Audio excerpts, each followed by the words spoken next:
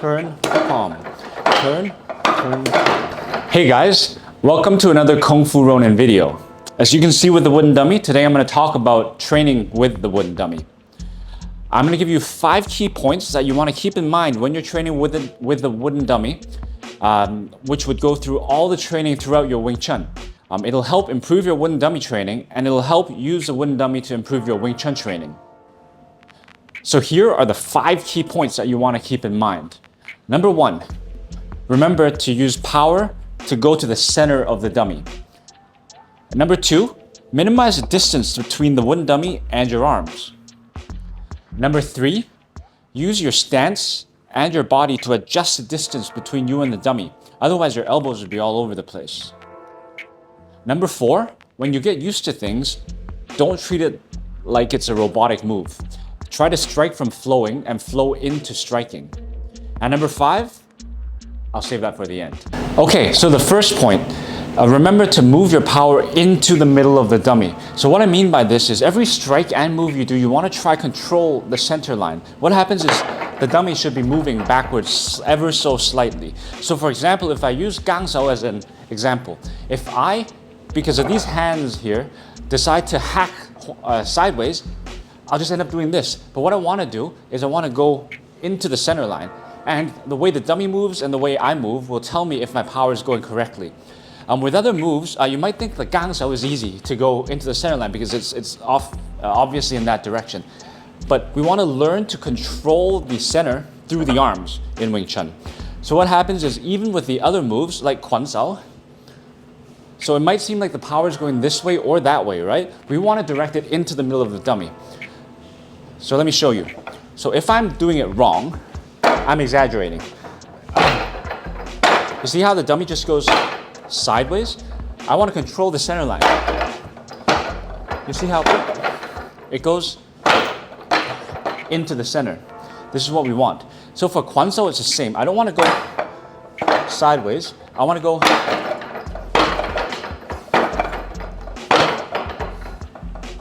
and this is how you start training to control the person's center through the arms. Another example I might give now is the pak sao. The pak sao is very easy for us to go completely sideways. So we end up just going, or if I do it on this side, I just end up doing this. But really, we could always pak into the dummy. Of course, there are different directions that you could do, but that's another topic. Okay, point 2 is to keep the distance between the arms of the dummy and your arms to a minimum. Some people call it sticking to the dummy, but I think that concept is a bit weird. So I personally think that it does 2 things. 1, it's sticking, right? And number 2, it follows through with the idea of Wing Chun where there's loi lao hui song lat sao zik chong. So whenever you open up a space, you want to close it as quickly as possible. It doesn't necessarily mean that we want to stick to the dummy. It just means because we're maneuvering around the dummy, we want to, once we move, we want to close that space immediately. So watch. So even if I'm doing something as simple as this, I could go bang, right? Bang. But we're treating this as a semi-attack. And also, this, well, sometimes we call this zao sao, sometimes we call this lat sao. So the moment we lose contact, we want to close it quickly. So watch. As opposed to going like that, we want to close it quick enough, but as not too quickly, right? So that we minimize the space. This reinforces what I mentioned earlier about the la sao zik chong and also sealing the space. So watch, if I go like that, that's a lot of space, but watch. If I just go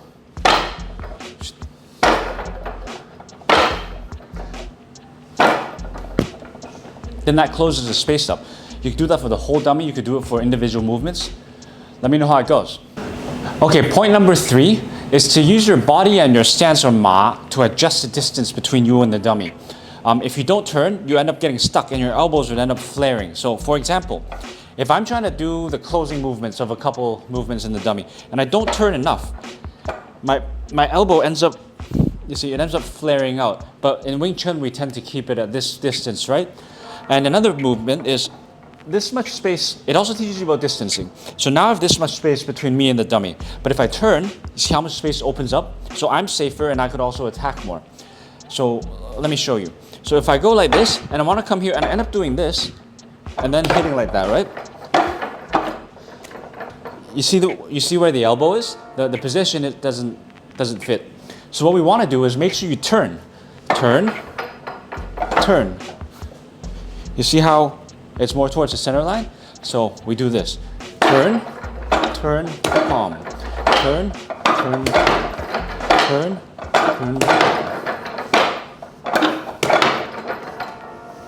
And that's point number 3. Okay, number 4. It's very common for people to be very rigid on the dummy. But with Wing Chun, we talk about flow. So once you get used to certain movements, you want to be able to flow into attacks and into defenses. So what I mean is something like this. So for a move like as simple as this, right? People might go 1, 2, 3, 4, 1, 2, like that. But what you want to start training is to drill a certain move and then attack from it in a smooth manner. So like this. So even if I'm going gently like this, right? So I want to be able to come back, just gently be able to flow into everything, not rush. So if you're a bit jaggedy, then you end up going like,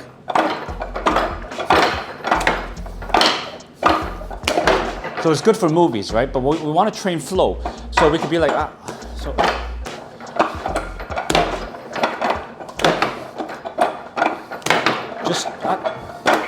so this is,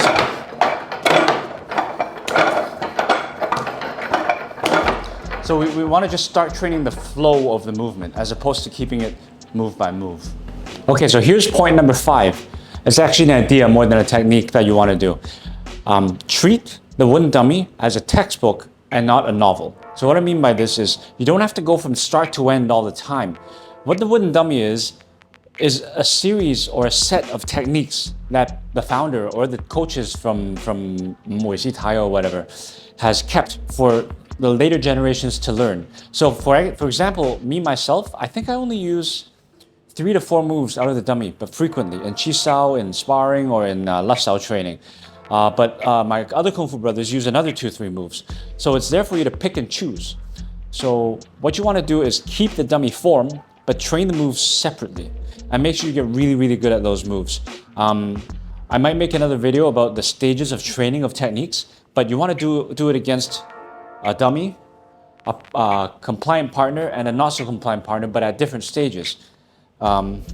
This is point 5. So remember to pick and choose what you want to train in the wooden dummy and not just treat it like a book and go from start to end.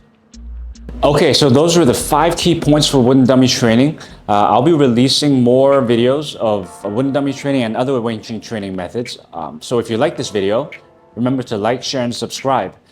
And follow me on Instagram if you haven't. See you in the next video. Hey guys, remember to like, share, and subscribe. And follow my socials if you haven't already.